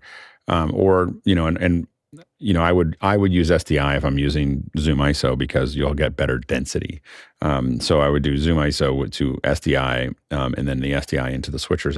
If you get a ATEM Mini Extreme SDI, which I have, which works great, and that's what we use it for. It's a great little mix switcher for that kind of thing, but it doesn't gen lock. So if you get a Constellation, you can gen lock it to all the cameras that are in the room, and that's how. And you're not really synchronizing them. The cameras that are in the room are low latency. The cameras coming in over Zoom don't have to be perfect latency. We're talking about, they're already losing. The person on the other end is already losing 150 milliseconds just getting to you, and so you're just adding another 30 to their. It's not that's not a big deal. But yeah, you're not using NDI if you're using a Blackmagic switcher, and you should be using a Blackmagic switcher or some kind of hardware switcher if you have cameras in the room that are going to the screen. Next question. Robert Shoji in Los Angeles asks, I have a 2019 Intel MacBook Pro running Monterey with Final Cut Pro, Logic Pro, Compressor, and Motion. Any issues upgrading to Ventura or Sonoma? I'll go on Alex. Yeah, I would state you can upgrade safely to Ventura at this point. It's matured. I just upgraded this past summer, and I tend to upgrade once they get to about version 0.6. That's pretty much at the end of the development cycle where it's fully matured.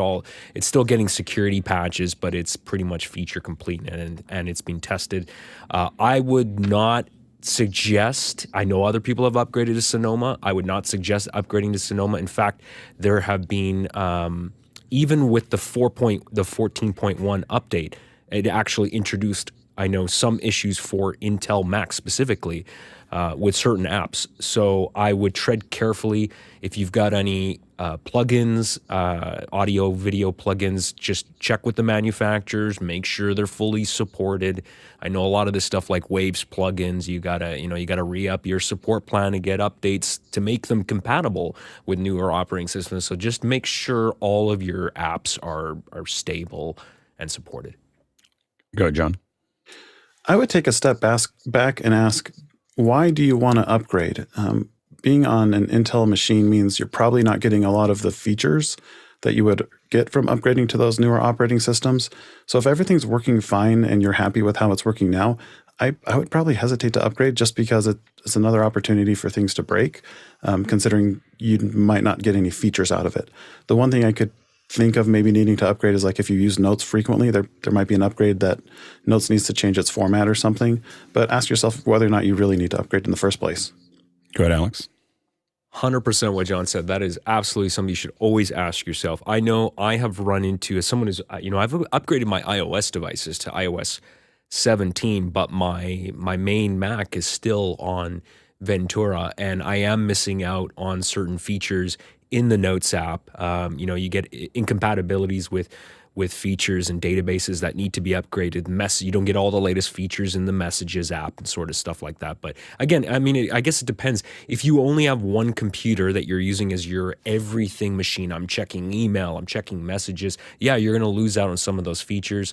On a main production machine, if you have the luxury of two computers, on the one that I'm doing video and audio editing on, I will not run the Messages app. Like I log out of all that stuff. I don't want any of that stuff interrupting me. So at that point, it wouldn't even matter. Yeah, I'm not sure if, I don't think you can run USDZ on most of the things without going to Ventura. So I think that might be one reason to go to Ventura. I've only taken one machine to Sonoma and it works fine. But I'll probably wait for a little bit longer. Usually I find that, as Alex said, when they get to about, for me, it's more time. When they get to about February, I feel like my experience is Apple stops paying attention to the old one and starts paying attention to the new one. So what's coming in June. And so so I feel like that you just don't see as many. You see a kind of a flurry of updates in the first couple months, then it slows down, and then it gets real slow in January and February, and then it just stops, and then it's only security updates after that typically. And so I think that I usually wait until typically end of January, early February to update to the last operating system across my system. And I just, when I have rushed it, and every time I've rushed it, I've paid a price. And it's not just Apple. It's allowing all of the app developers that are using the platform to have all that time with what we call gamma testing. There's alpha testing, beta testing, and then there's gamma testing. Gamma testing is when everyone is just using the product, and there's only so much you can do before it's released. And so then you see all these idiosyncrasies that are happening during, once it's out in the wild. And in that gamma test, then there's a whole bunch of changes that different people make to make that work. And that could be part of it as well. Yeah, go ahead, Alex. Yeah, and it's very interesting. I always notice with new versions of macOS, there always seem to be some issues that need to be worked out with core audio. And I've noticed a very interesting cadence with pro apps like Avid, who develop Pro Tools. They only seem to support the newer versions of the operating system after Apple gets to the 0.3 release. And I can understand why they do that, because a lot of these are people that are using these types of pro-level apps are using them in production environments. They cannot risk instability, and I pay close attention to all the bugs that are in these operating systems, and sure enough, there are lots of core audio-related problems that need to be worked out in the 0.1, 0.2, 0.3 release. So there's a reason why a lot of these companies are just waiting for stuff to get fixed. Yeah, absolutely. Next question. Douglas Carmichael asks, the M3 Pro chip can support 2 displays at up to 6K 60 Hz over Thunderbolt, and the M3 Max chip can support up to 4 displays, 3 6K 60 over Thunderbolt and 1 8K over HDMI. What production workflows could use that many displays? Go ahead, CJ. For me, the key constraint here is less the resolution of the individual outputs so much as how many screens do you need. Just to do this show, I've got 5 screens plugged into a single machine, and when I go to buy a laptop, when I see that it can only support 1 external display or 2 external displays, that's something that kind of worries me. So for me, it's count of screens more than actual resolution. Resolution's there because it's a tech spec, so they got to tell you what the max is. Go ahead, Courtney. Yeah, and if you have an edit suite where you have a nice big 8K monitor for the client to look at, and you have your editorial software spread across 3 screens, that would be a good application to use those 4 screens out on that, and you'd be using all of them to their max. Next question. CJ Covell from Downingtown, Pennsylvania asks, when turning lights off with some HomeKit-enabled wall plugs, it trips the GFI. No issue at power on. There's 3 lights, 50 watts each. Thoughts? That's interesting. I haven't seen that before. Maybe I'm jumping from. I have one HomeKit plug that's got 2 lights going into it, so maybe it's just is it which HomeKit? Jump? Which HomeKit? They're those little Miros smart plugs. Miros, yeah. Mm-hmm. Yeah, Miros. Sorry. I don't know. I don't know how to say it either. So I'm just making stuff up. It's like Wacom. I've got a bunch of them around, and I've used them for a long time and haven't had an issue. And then for some reason, though, it's like I only know it because I hit the thing on my watch while I was away, and it tripped the GFI, and then the GFI was plugged in. The power chain is GFI into a UPS into a power strip that has the plug and the lights on it. So that's weird. So the power strip's on the other side of the UPS? Yeah, and it's tripping the GFI. And what UPS are you backwards. using? It's an AP, whatever the APC that has a screen on it. It's like a 1500 AV. 1500 or big. It's a beefy one. It's weird because I have it running my whole Mac. And it's plugged into the protected side of the APC? Yep. Yeah, because nothing turns off. I mean, I only know because 30 minutes in, I get a notification that my Mac's offline when I'm away, and I'm like, hey, wait a minute, that's not right. Interesting. Go ahead, Courtney. Those are relays in those little modules for the control the output, right, from the HomeKit output. It sounds like wall relays. plug. I hit the button, and then all of a sudden I hear click, click, click, click, and then everything turns on. So, So it could be a transient in the relay is sneaking back into the ground. They've got it connected up inside there, and so high voltage transients are generated in relay coils when they switch. So maybe they didn't properly rectify it. You're supposed to put a little rectifier across those so that they don't generate those reverse transients into the ground if they're connected to the ground. That may be what's tripping your GFI. Go ahead, John. Yeah, CJ, my question is, what else do you have plugged into the UPS? Because you wouldn't need a UPS and a power strip just to power 3 lights, I'm guessing. And what's the total load on specifically on that outlet or on that GFI circuit? You might just be hitting just over the threshold when you send the signal to the machine. And a quick note for going back to a question about Zoom asking for external features. It's a good time to update Zoom. That's what I'm told. Good time to update Zoom. I think there might be some more, like if you look for the latest update and update Zoom and then see if it still happens and then ask the question again tomorrow or Monday. Next question. Peter Belbin in Houston, Texas wants to know, I love the idea of smart switches for power control, but it irks me as to how much power they use to provide the capability. Which smart switches are best for low self-power use? I don't know. I'm using Eve. I'm using the Eves. I've had a, love-hate relationship with them. I find that the Eve ones that are single outlet are very unstable. I have found that the strips are very stable. so those are that's been my experience with the Eve outlets. I haven't looked at them. I feel like I'm doing better from a voltage usage by turning off all my lights. And so whatever it's taking to do that, I'm not paying attention to it. so because because what was happening before is I was leaving my lights on a lot more than I do now. Like now I just turn them off all the time, turn them on and off all the time. And so whatever I was burnt, and it was a lot of power. And so whatever I'm saving 90% and it's costing me 10% and I'm not really paying much attention. Go ahead, Courtney. I've used a variety of the Wi-Fi connected smart switches and smart outlets. Some of them die pretty quickly.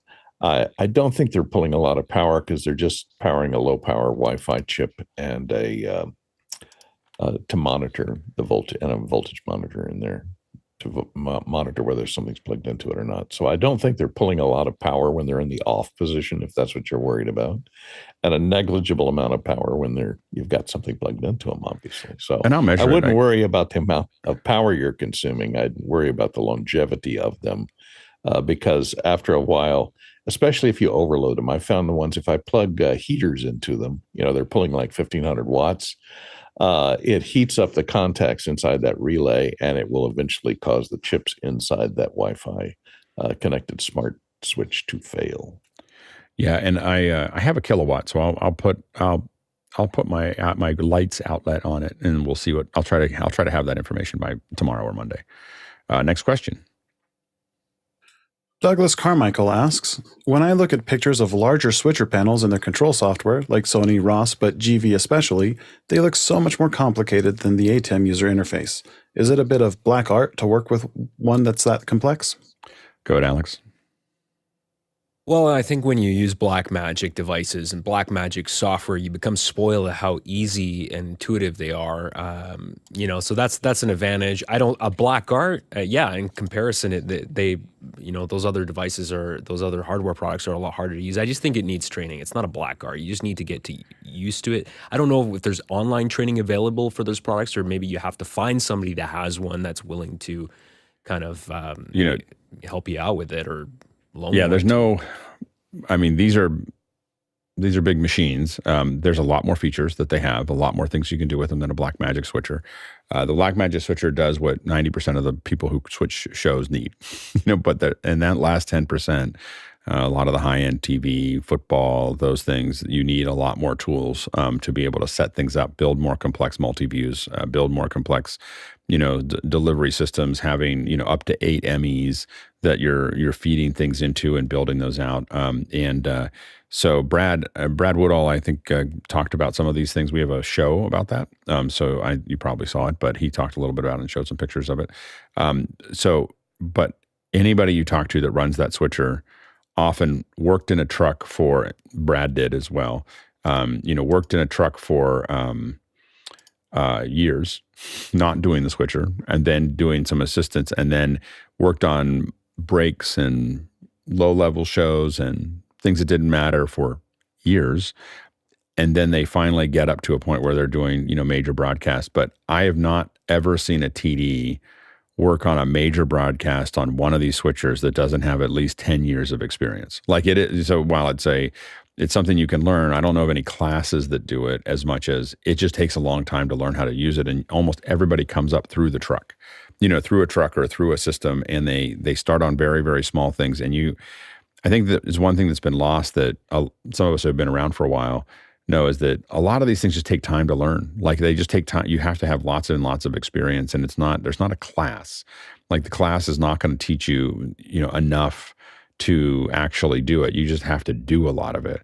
And so, and to do a lot of it, you often are working at minimum wage at best, for a long time to get into it. So, oftentimes, that's just something you have to kind of brace for. It's not something you're going to go to a 1 week class and then get a job.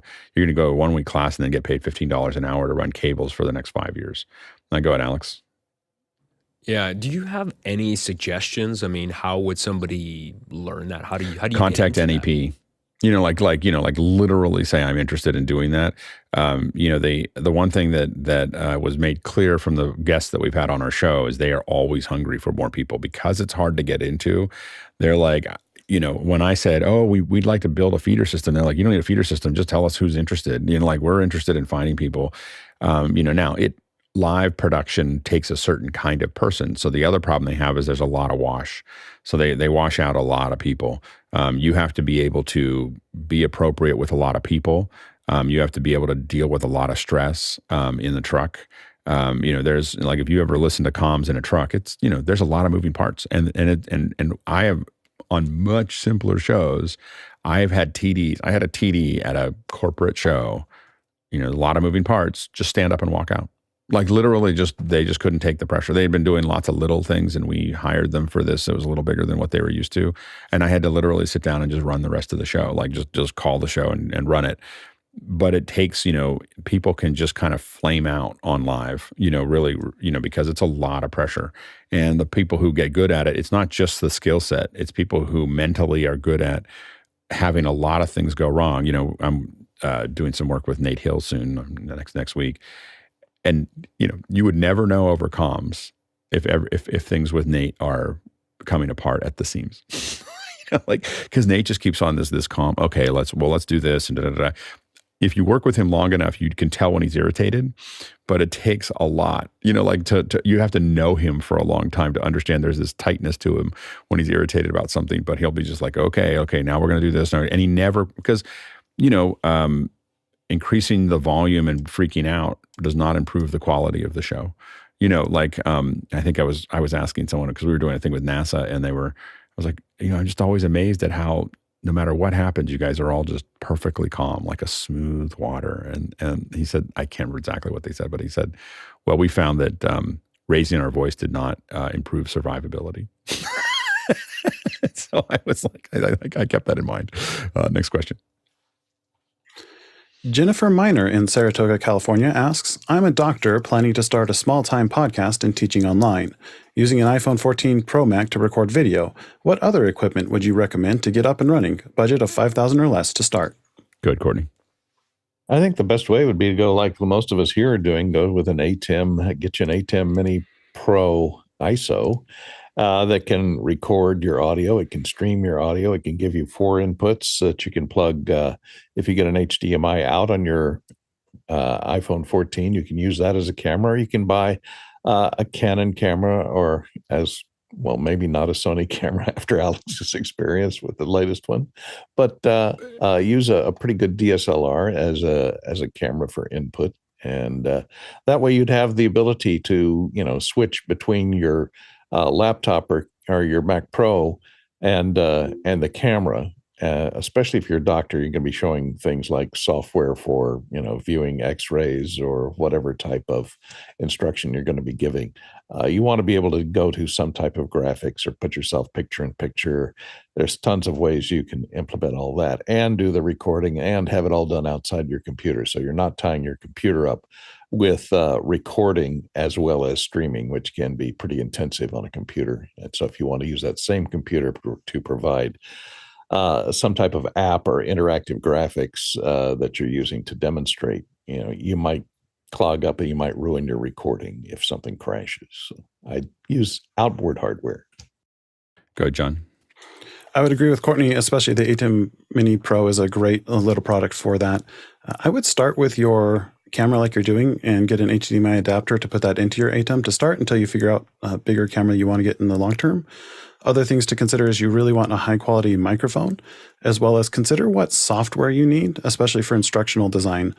Depending on what you're trying to build, different amounts of software can be totally different costs. If you're just creating YouTube videos, you'll need a software editor, as well as a sound editor. You might want a telestrator. And I recently did a conference talk for a training conference on how to put together a telestrator setup. I can put the equipment list that I'm currently using into our chat. But those are some things you want to think through is what all do you need to do and what are the overall costs going to be? Go ahead, Alex. Yeah, so those are all great suggestions. I too agree with getting an ATEM where you can feed multiple inputs in there and switch between them and record as well. And like John said, definitely get the HDMI adapter for your phone to plug that in there. The other thing too is depending on how quick the turnaround is, if you really want to turn around stuff quickly too, there are lots of great ways to get good quality audio into your iPhone. You already have a very, very good camera. So with a Lightning to USB adapter from Apple, you can get a class compliant audio interface in there as well. So for example, like the Lewitt Connect 6 is an excellent audio interface with good quality preamps, onboard processing to make you sound good. It even has a 3.5 millimeter stereo output. You could take that unbalanced output and feed that audio into your ATEM switcher so you can get the audio in line with the video. So that's another thing that you can do as well. Next question. Our next question is from Jennifer Miner again. Follow-up question. Looking for a new MacBook Pro. Will the M3 chip work or should I go with the M3 Pro chip? I would go with the Max if you can. Where we saw the huge, if you look at the data, I told you not to look at the data, but now I'm going to talk about the data for a second, that the data shows that the biggest jump in the MacBook Pros are in the Max chip. So if you're going to get a MacBook Pro, I would look at the Max. I know it's going to cost a little bit more than the Pro or the basic one, but that's where you're going to see the biggest jump. For what you're doing, any of them will work. so any of them will work on, like, you can totally get everything done for as you get started, but there's a certain level of buy one, cry once. You start to you start to increase what you're doing because it's successful. And go ahead and reach out to, either us in Discord or even me. When it comes to education, especially in a certain vertical, just note that I'm super interested in helping you because I'm always trying to figure out, you're trying to figure something out. And if I can help you figure that out, I learned something too.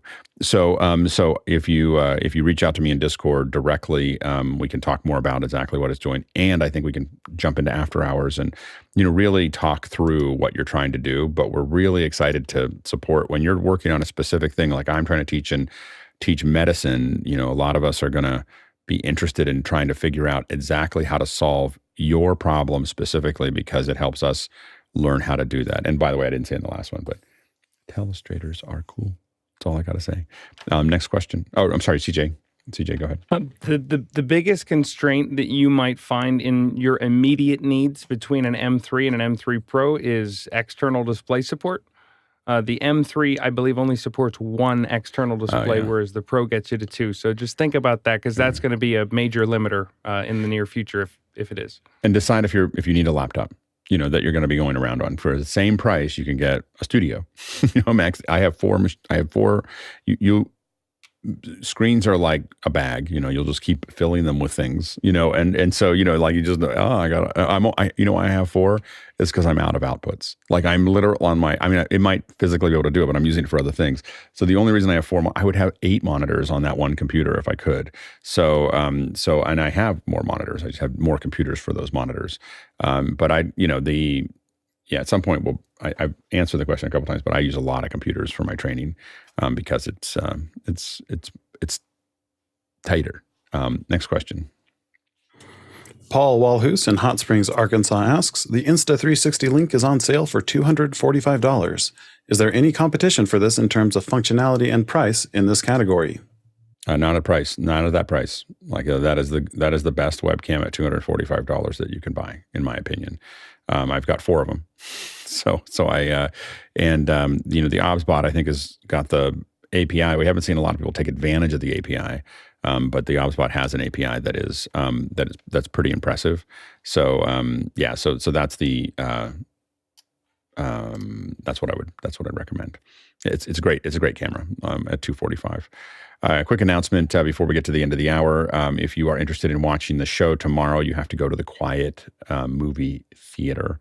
So if you're there to watch it in after hours, if you want to be on the show, you need to contact Josh. It is we need to start having panelists who want to show up, talk to Josh, and we can pre-populate the system because we're using the Zoom event system. It doesn't need us to do this, but we're doing it so that we can take full advantage of all the tools in the Zoom sessions. So we're trying to really see how to get all the quality out of it. So it's not so I would highly recommend, if you're going to be on Sunday, is to reach out to Josh and let him know. Thank you so much. And by the way, if you're a panelist and you're interested in being in the panel meeting, it starts in about 5 minutes. So I thought we'd have more time between the two, but we won't. So we'll be talking about stuff there. And thank you to the panelists, by the way. We can't do this without you. Another great day. Thousands in. Somehow we keep doing this 7 days a week, and every show is great. I don't know why. I mean, for me anyway. I don't know if it's great for you, but it's great. It's good for me. So thank you so much to the panel, and it really makes it worth it. And thanks to the producers who ask all the questions, and we appreciate it. Thank you to, if you're watching this, thanks to all those QR questions. I think we had like 7 or 8 QR questions today. So thanks for throwing those in. We really appreciate your contribution. And thanks to the incredible team that is cutting the show, that is developing the show, managing the show. It's a small village that makes this show happen 7 days a week, every single day of the year, including the holidays and Christmas and all the other things that are out there. We really appreciate everybody's effort. We traveled 75,000 miles today. That is 122,000 kilometers, and that is 601. Where is it? Oh, I lost it. Bananas for scale. All right, let's go into after hours. Michael Krasny came to my house to do the show, and I, of course, didn't want the banana. Oh, I know what I did with it. I was like, I don't want to explain the banana. Like, I was like, it's like a random banana that's sitting on my, and I was like, I don't want to explain the banana. Like, he's not going to understand. He's not going to get bananas. I don't think he spends a lot of time on Reddit. What? A lot of raised eyebrows. Right? Yeah. Whoa. Okay. Someone like a podcast title. I don't want to explain the banana. Yeah. Really. Or a short film. Maybe even a full featured film. Well, it's going to be hard now because you can't just get anything made anymore. We now have new contracts, and all the production is going to drop in half. All right. Scab actors are at a shortage right now. Yeah. See you soon. All right. See ya.